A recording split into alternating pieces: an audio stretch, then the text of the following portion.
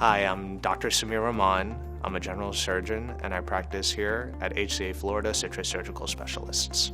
I do, bread and butter general surgery. That includes your hernia repairs, gallbladders, port placements, and then we do some colon work in terms of colectomies for benign disease, malignant disease.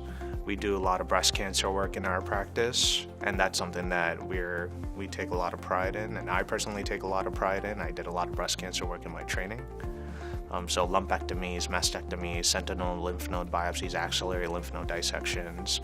And then there are patients who aren't surgery first candidates, and those patients can get ports for chemotherapy access or other long-term access lines as needed, tunnel dialysis catheters, Grosjean catheters. I'm really proud of the work we do with our breast center here at HCA Florida Citrus Hospital. It's a program in its infancy, but it's something where we work in close collaboration with our radiology department to reduce the time it takes to get an evaluation after something abnormal is noted on a mammogram or ultrasound. And that's something that we take very seriously. I do perform robotic surgery.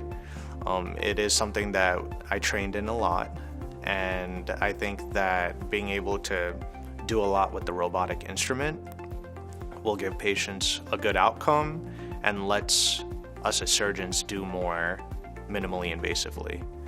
With the robot is just a tool, right? It's not like the robot does the operation. The surgeon is always the one doing the operation and controlling the robot, but it just gives us a wider repertoire of things we could do through small incisions.